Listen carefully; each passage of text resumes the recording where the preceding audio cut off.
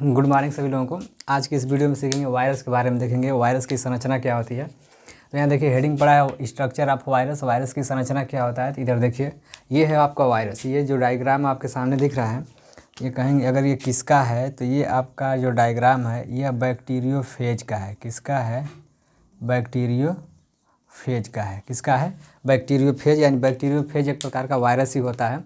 इसके पहले मैंने बताया था कि ऐसे वायरस जो बैक्टीरिया को खाते हैं या बैक्टीरिया को संक्रमित करते हैं, ऐसे वायरस को हम लोग क्या कहते हैं?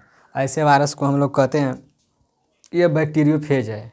तो बैक्टीरियोफेज वायरस का डायग्राम है, आइए देखेंगे इस पर। ये देखिए मैंने लिखा है कि स्ट्रक्चर गिवन बाय, तो वायरस की संरचना को किसने दिया था? तो दिया था किसने? बाउडेन ने दिया था। किसने दिया था? बाउडेन और डार्लिंगटन ने दिया था। किसने दिया था? बाउडेन और डार्लिंगटन नामक साइंटिस्ट ने वायरस की संरचना के बारे में बताया था कि वायरस एक्चुअल में ऐसा ही दिखता है। ठीक है, ये हो गया। कितने में दिया था? 1936 यानी 1936 में दिया था। कितने में दिया था? 1936 1936 में। ये आपका डेट है। इसके बाद ये बैक्टीरियोफेज है, तो भाई ये जानना पड़ेगा कि बैक्टीरियोफेज किसे कहते हैं।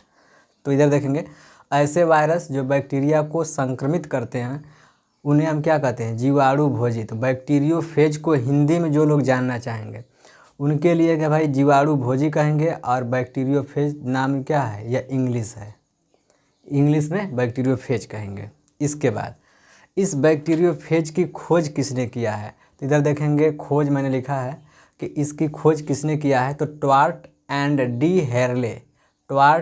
डी हेरले नामक साइंटिस्ट ने वायरस यानी बैक्टीरियोफेज के बारे में बताया कि ऐसे वायरस जो बैक्टीरिया को संक्रमित करते हैं उन्हें हम बैक्टीरियोफेज कहते हैं। तो बैक्टीरियोफेज के बारे में सही जानकारी किसने दिया था? ट्वार्ट एंड डी हेरले नामक साइंटिस्ट ने दिया था। आगे इसके बाद मैंने लिखा है कि ये अविकल्पी परजीवी होते हैं। बहुत फेमस वर्ड है इसका, जिसे ऑब्लिगेट पैरासाइट बोलते हैं। ऑब्लिगेट पैरासाइट को हिंदी में अविकल्पी परजीवी बोलते हैं। अविकल्पी परजीवी का मतलब ये होता है कि ऐसा परजीवी जिस होस्ट पे वो रहता है, अगर वह होस्ट का जीवन समाप्त हो जाता है, उस होस्ट का अगर जीवन समाप्त होता है तो उसके जीवन के साथ इसका भी जीवन समाप्त हो जाएगा। ऐसे पैरासाइट को अविकल्पी पैरासाइट बोलते हैं, जिसे हम लोग कहते हैं कि ऑब्लिगेट पैरासाइट है। वायरस क्या है? Obligate parasite. समझ गए होंगे कि पैरासाइट दो टाइप के होते हैं, एक होता है फैकल्टेटिव पैरासाइट, एक होता है ऑब्लिगेट पैरासाइट। फैकल्टेटिव पैरासाइट का मतलब होता है, उसे बोलते हैं विकल्पी परजीवी, इसको बोलते हैं अविकल्पी। तो अविकल्पी का मतलब ये हो जाएगा कि जैसे मैं कह दूं कि आपके आगे कहीं मतलब दो ऑप्शन है, तो आप कहेंगे कि अगर पहला वाला ऑप्शन नहीं है तो हम दूसरा को सेलेक्ट कर देंगे, दूसरा सही हो जाएगा। लेकिन अगर ये कहा जाए ओनली वन है, अगर ये नहीं रहेगा तो फिर कह सकते हैं कि इसके लिए कोई अदर ऑप्शन ना हो। तो जैसे मैं कह दूँ ये वायरस है, किसी सेल के ऊपर रह रहा है, मान लो ये वायरस है और ये वायरस मान लीजिए ये एक वायरस है और इस प्रकार ये क्या, एक सेल है और ये सेल ए प्रकार की है, क्या है, ये टाइप की सेल है। ठीक है, तो ये वायरस जब तक इस सेल का जीवन रहेगा ना, इस सेल का जीवन रहेगा तब तक ये वायरस इस पे लग के पैरासाइट जीवन बिता सकता है इसके अंदर। जब ये सेल का जीवन नष्ट हो जाएगा या सेल पूर्ण रूप से समाप्त हो जाएगी तो ये वायरस भी समाप्त हो जाता है। तो इस तरह के परजीवी को हम लोग क्या बोलते हैं? ऑब्लिगेट पैरासाइट बोलते हैं। मतलब ऐसा नहीं कि यह जब सेल समाप्त हुई तो यह वायरस निकल के दूसरे कोशिका में चला जाए, ऐसा नहीं हो सकता। तो यही प्रकार की अगर सेल होगा तो उसमें जाएगा, बी प्रकार की सेल होगा तो उसमें नहीं जाएगा। तो इसी सेल के साथ अगर इसका जीवन समाप्त हो जाता है तो इस तरह से जीवन बिताने को हम लोग बोलते हैं ऑब्लिगेट पैरासाइट। आई होप समझ गए होंगे। तो आगे लिखा है मैंने कि बैक्टीरियोफेज कितने प्रकार के होते हैं। तो बैक्टीरियोफेज कितने प्रकार के होते हैं? तो बैक्टीरियोफेज दो प्रकार का होता है। कितने प्रकार का होता है? दो प्रकार का। इस पर हम लोग चर्चा, इसकी संरचना जानने की बात करेंगे। नीचे मैंने लिखा है दो प्रकार कौन कौन से होते हैं। टी इवन फेज लिखा है, टी ओड फेज लिखा है। तो टी जो होता है इवन का मतलब सम फेज बोलते हैं, नंबर के हिसाब से। मतलब जो बैक्टीरिया होते हैं, बैक्टीरियोफेज होते हैं, बैक्टीरियोफेज होते हैं T1 से लेकर के T7 तक होते हैं। कहाँ से होते हैं? T1 से लेकर के T7 तक होते हैं। यह भी दो प्रकार के होते हैं। कौन कौन से? तो एक होगा T इवन फेज, एक होगा टी ओड फेज। इसका मतलब ये होगा 1 से लेके 7 तक। देखिए मैंने यहाँ पे लिखा T1 T2 T3 T4 T5 T6 T7 लिखा। अब इसमें से ये ढूंढिए कि कौन से इवन नंबर हैं। तो इवन नंबर में जैसे मैं कह दूँ इवन नंबर यहाँ पे 2 हो गया, और इसके बाद मैं कह दूँ 4 हो गया, और इसके बाद मैं कह दूँ 6 हो गया। तो ये सभी क्या हैं, इवन। तो टी इवन फेज का मतलब ये हो जाएगा इसके अंदर जो बैक्टीरिया आएगा वह T1 होगा, T4 होगा, T6 होगा। ये एक प्रकार का T1 फेज इसे बोलते हैं। इसके बाद कह रहा है टी ओड फेज किसे कहते हैं। तो ओड फेज अब कौन कौन इसमें बचे हैं, जैसे मैं कह दूं कि इसमें बचा है कि इधर देखिए T1 बचा है, T3 बचा है और T7 बचा है। तो जितना मैंने ग्रीन मार्क किया है ये लोग क्या हैं, ओड नंबर हैं। तो ओड नंबर कौन इसमें है, तो देखेंगे T1 है, T3 है, T7 है। तो ये लोग क्या हो जाएंगे, T1 T3 T7 ये क्या है, ओड टी ओड फेज जीवाणु भोजी हैं या बैक्टीरियोफेज हैं।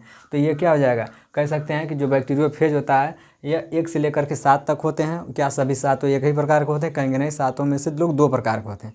पहला जो प्रकार है उसका नाम है टी इवन फेज और दूसरे का नाम है टी ओड फेज। उसमें देखेंगे जितने भी ओड नंबर के टी लगे होंगे वो सब के सब जो ओड नंबर के होंगे, जैसे 1 हो गया, T1 T3 T7 वो आ जाएंगे ओड फेज में, और यहाँ पर हो जाएगा T2 और T4 T6 ये हो जाएंगे टी इवन फेज में, ऊपर आएंगे। ऊपर मैंने बनाया है जो डायग्राम है एक्चुअल में ये वायरस का डायग्राम है। किसका है, वायरस का। तो देखेंगे तो वायरस का जो बॉडी होता है, संपूर्ण बॉडी होती है, वह 2 भाग में डिवाइड होती है। ऊपर वाले यहाँ से यहाँ तक के भाग को क्या बोलेंगे, यहाँ से यहाँ तक के भाग को हम लोग हेड बोलेंगे, और यहाँ से यहाँ तक के भाग को क्या बोलेंगे, टेल बोलेंगे। देखिए मैंने यहाँ लिखा है हेड और यहाँ पे लिखा है टेल। तो कह सकते हैं वायरस की बॉडी, संपूर्ण बॉडी को सबसे पहले हम 2 भाग में डिवाइड कर सकते हैं। ऊपर वाले भाग को हम लोग बोलेंगे ये हेड है, नीचे वाले भाग को हम लोग क्या बोलेंगे, ये टेल है। इधर आ जाएंगे। अब हेड के अंदर कितने पार्ट होते हैं इधर देख लेंगे। जो हेड है, हेड के बाहर वाला जो खोल बना होगा उसे कैप्सिड बोलते हैं, और कैप्सिड के द्वारा इसका हेड बना होता है, जिसे पूरा का पूरा हम लोग क्या बोलेंगे, कैप्सिड हेड। मतलब इसका हेड जो हेड होता है वह कैप्सिड होता है। तो पूरा जो हेड बाहरी खोल होता है वह कैप्सिड नामक एक प्रोटीन होता है, कैप्सिन से कैप्सिड बनता है, तो उसी से बना होता है। तो ये बाहरी आवरण किसका बना होता है, कैप्सिड बोलते हैं। अब इसके सेंटर में देखेंगे, इसका जो सेंटर होता है, इस सेंटर में जो पदार्थ भरा होता है वह न्यूक्लिक एसिड होता है। क्या होता है, न्यूक्लिक एसिड। और उस न्यूक्लिक एसिड के अंदर क्या होगा, क्योंकि न्यूक्लिक एसिड मैंने बताया था 2 टाइप के होते हैं, एक आरएनए होता है तो एक डीएनए होता है। और मैंने ये भी बताया था कि वायरस के अंदर या तो डीएनए होगा या तो आरएनए होगा। तो इस वायरस के अंदर क्या होगा, तो न्यूक्लिक एसिड में डीएनए होगा, आरएनए नहीं होता है। नीचे इधर देखिए मैंने लिखा है जो ब्लैक कलर का, इसे हम लोग बोलते हैं कॉलर। ये वाला पार्ट क्या है, कॉलर है। इसके बाद नीचे चले आएंगे तो यहाँ से यहाँ तक के भाग को बोलते हैं टेल ट्यूब, मतलब टेल को बनाने वाली नली। और सिथ, इसके ऊपर एक कवच लगा हुआ है जो कंट्रेक्टाइल होता है। कंट्रेक्टाइल का मतलब होता है संकुचित करने वाला होता है। ये ऐसे जब वायरस बैठता है तो उसके अंदर कह सकते हैं मुड़ सकता है, एज लाइक स्प्रिंग की तरह होता है। तो वही लिखा गया कि इसका जो टेल सिथ होता है वह कंट्रेक्टाइल होता है, और इसका जो न्यूक्लिक एसिड होता है वह डीएनए होता है। जो हेड होता है वह प्रिज्म लाइक होता है। कैसा होता है, प्रिज्म लाइक। आगे देखेंगे नीचे लिखा गया है, यहाँ पर देखिए ये वाला डायग्राम जो है आप देखिए, लिखा गया टेल प्लेट, मतलब इसके पूंछ में एक प्लेट होता है कह सकते हैं। और उस प्लेट से देखेंगे 6, 3 इधर 3 उधर, 3 हेयर लाइक स्ट्रक्चर निकले हैं, जिसे हम लोग बोलते हैं टेल फाइबर। क्या बोलते हैं, टेल फाइबर। तो टेल फाइबर की संख्या कितनी होती है वायरस में, 6 होता है, ये पूछा जाता है। ठीक है। तो इसके बाद मैं कह दूं कि ये इसमें ये बात पूछा जाता है कि जो वायरस होता है, इधर देखिए एक डाटा छूटा था। जो वायरस होता है, वायरस में 2 तरीके के भाग होते हैं। जैसे मैं कह दूं कैप्सिड वाला भाग है, और इधर हो गया न्यूक्लिक एसिड, हो गया न्यूक्लिक एसिड। तो जो कैप्सिड वाला भाग होता है यह 94% वायरस के भाग को बनाता है, और मैं कह दूं न्यूक्लिक एसिड वाला जो भाग होता है यह कह सकते हैं यह 6% भाग को बनाता है। और दोनों को ऐड करेंगे तो वायरस अपने आप में कोई भी वस्तु क्या होती है, 100% होती है। तो ये हो जाएगा। तो इसके बाद देखेंगे कि जो वायरस होता है 2 प्रकार के कंपोनेंट से बना होता है। कैप्सिड यानी प्रोटीन इसे बोलेंगे, कहीं पर कैप्सिड भी लिखा रहता है। तो प्रोटीन और न्यूक्लिक एसिड मिला देंगे तो बना होता है वायरस। तो कह रहा है कि कैप्सिड वाला कितना % भाग वायरस को बनाता है, तो यहाँ पर कहेंगे कि 94%। और इसके बाद मैं कह दूँ कि न्यूक्लिक एसिड वाला भाग कितना होता है, यहाँ पर लिख दूंगा 6%। तो ये था आपका वायरस। इसको एक बार ठीक तरीके से आप लोग रिवीजन करिएगा। और हाँ, एक पॉइंट और देखिए, अब इसके बाद ये होगा, छूट रहा था भाई, इधर देखो हेड की जो कह सकते हैं कि जो चौड़ाई होती है कितना होता है, ये पूछता है। तो 65 माइक्रोन मीटर होता है, और हेड की जो लंबाई होती है 95 माइक्रोन होती है। इसके बाद इसी तरीके से आ जाएंगे, ये हेड हो गया, मतलब 65 माइक्रोन मीटर इसका चौड़ा हेड होता है और 95 माइक्रोन मीटर इसका हेड लंबा होता है। तो लंबाई चौड़ाई को बाई क्या करेंगे, मल्टीप्लाई करेंगे तो इसके हेड का पूरा क्षेत्रफल निकल जाएगा। ठीक है, नीचे चले आएंगे, जो इसका कह रहा है कि टेल ट्यूब है ये कितने लंबा होता है, तो 100 माइक्रोन मीटर इसका क्या होता है, कह सकते हैं टेल ट्यूब होता है। और नीचे चले जाएंगे तो इसी से टेल फाइबर निकलता है, उसकी संख्या 6 होती है। नीचे चले जाएंगे तो अब आएगा कि टेल की लंबाई अगर 100 माइक्रोन मीटर तो इसकी चौड़ाई कितनी होती है, तो यहाँ पर मैंने लिखा है 25 माइक्रोन मीटर। तो टेल की चौड़ाई कितना होगी, 25 माइक्रोन मीटर, और इसकी लंबाई कितना होगी, 100 माइक्रोन मीटर। इसके बाद मैंने लिखा है टेल प्लेट। तो टेल प्लेट देखेंगे इसे पॉइंटेड होता है। इस टेल प्लेट का फंक्शन ये होता है कि जब ये वायरस किसी बैक्टीरिया के ऊपर बैठता है ना, तो इस टेल प्लेट के अंदर ये पॉइंटेड वाले भाग को धंसा देता है, और धंसाने के बाद इसी नली से इसके अंदर का डीएनए उस बैक्टीरिया के कोशिका में चला जाता है। ठीक है, तो अब ये वायरस जा करके उस बैक्टीरिया के डीएनए के साथ रिप्लिकेशन करके बहुत सारे वायरस को बनाता है। क्योंकि वायरस के पास, मैंने इसके पहले बताया था कि वायरस विदाउट सेल होता है, इसके पास कोई सेल वगैरह नहीं होता है, न तो एंजाइम होता है, न तो रेस्पायरेशन करता है। ऑल वर्क कह सकते हैं कि इसके पास कुछ नहीं होता है। तो इसलिए वायरस जब किसी भी जीवित बॉडी के बाहर होता है तो उस समय क्या होता है, निर्जीव होता है। ठीक है, और जब किसी जीवित कोशिका के अंदर जाता है तो ये सजीव हो जाता है। तो जैसे मैं कह दूँ कि जो बैक्टीरिया है, मान लीजिए यह बैक्टीरिया हो गया, ठीक है, इसके ऊपर इस तरीके से जो वायरस है, इस तरीके से जब वायरस आके बैठता है तो वायरस क्या करता है, अपने अंदर के डीएनए को इसी वाले भाग से, टेल प्लेट से पॉइंटेड होता है, धंसा करके अपने डीएनए को क्या करता है, अपने डीएनए को, मान लीजिए इसका, ये बैक्टीरिया का डीएनए हो गया, और अपने डीएनए को इसमें डाल देता है। ठीक है, ये हो गया वायरस का डीएनए। ठीक है, और ये हो गया बैक्टीरिया का डीएनए। ठीक है, जो बैक्टीरिया का डीएनए है ये आके इसी से अटैच हो जाएगा, और जब ये बैक्टीरिया का डीएनए रिप्लिकेशन करेगा, मतलब डीएनए से डीएनए बनाएगा, तो उसी के साथ वायरस का भी डीएनए रिप्लिकेशन करके बहुत सारे वायरस वाला डीएनए बनाता है।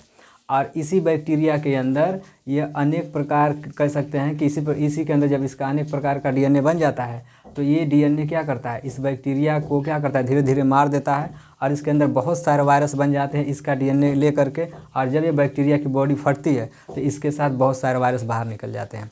तो इस तरीके से वायरस क्या करता है, द्विगुणन करता है। देखिए, कोशिका के बाहर वायरस कभी भी रिप्रोडक्शन या मल्टीप्लिकेशन नहीं करेगा, क्योंकि इसके पास सेल वगैरह नहीं होता है। लेकिन जब ये वायरस किसी बैक्टीरिया के ऊपर जाता है तो बैक्टीरिया के ऊपर जाने के बाद अपना डीएनए इसमें डाल देगा, तो इसका डीएनए बैक्टीरिया के पूरे मशीनरी का उपयोग करके यह डीएनए से डीएनए, बहुत सारा डीएनए बना देगा।